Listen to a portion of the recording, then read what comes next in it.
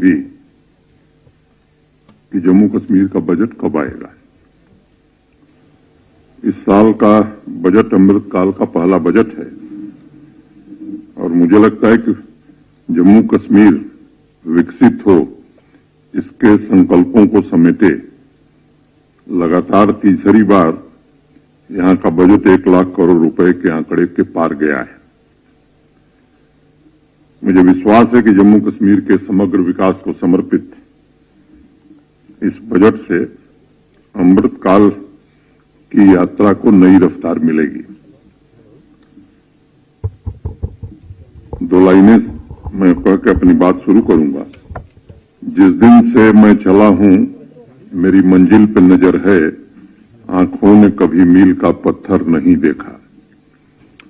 3 वर्षों की विकास यात्रा में अनगिनत माइलस्टोन प्राप्त करते हुए विकसित जम्मू कश्मीर, नए जम्मू कश्मीर के सपनों को साकार करने का प्रयास किया जा रहा है।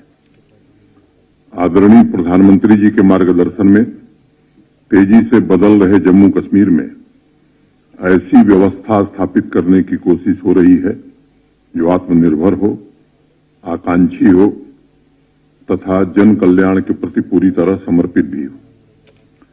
उस दृष्टिकोण से इस साल का बजट पिछले 3 वर्षों के अभूतपूर्व विकास को और विस्तार देगा, इसका मुझे भरोसा है।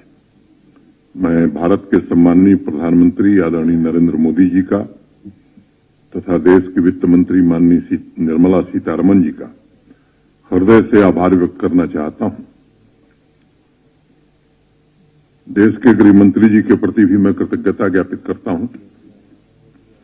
1,18,500 करोड़ रुपए का इस साल का बजट गांव, गरीब, किसान, शहर, युवा, महिला, उद्यमी, पंचायती राज संस्थाएं और अर्बन डेवलपमेंट सभी के सपनों को पूरा करेगा और सतत न्याय संगत तथा समावेशी सर्वस्पर्शी विकास का मार्ग भी प्रशस्त करेगा। एक समय तक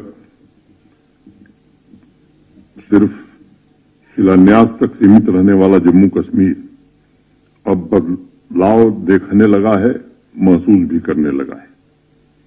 बजट के विस्तार पर चर्चा के पहले 22-23 की कुछ उपलब्धियों की चर्चा करना मैं समझता हूं कि मुनासिब होगा और इसलिए कुछ बातें मैं आपके सामने रखना चाहूंगा।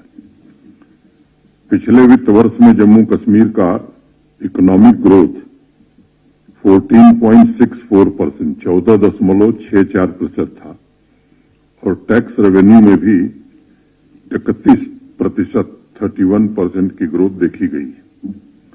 अगर मैं कानून और व्यवस्था की बात करूं तो पहले से स्थिति में काफी बड़ा बदलाव आया है और इसका सुपरिणाम और सुखद परिणाम ये रहा कि अनप्रेसिडेंटेड टूरिस्ट 1,88,00,000 लोग जम्मू कश्मीर आए हैं। ये गत वर्ष का आंकड़ा है। रात को भी श्रीनगर शहर में देर रात तक लोग शिकारा पर घूम रहे हैं, रेस्टोरेंट और होटलों में भोजन कर रहे हैं और सिनेमा हॉल भी अपनी रफ्तार से चल रहे हैं। एक अभी नया काम देर रात की ट्रांसपोर्ट बस की सेवाएं, मैं समझता हूं कि ये भी 30 वर्षों बाद कश्मीर में शुरू हुई है। अब स्कूल कॉलेज भी चलते हैं, विश्वविद्यालय में क्लासेस भी चलते हैं, दुकानें भी खुली रहती हैं। आम आदमी के जीवन में ये बड़ा बदलाव मैं समझता हूं कि इसी का परिणाम है।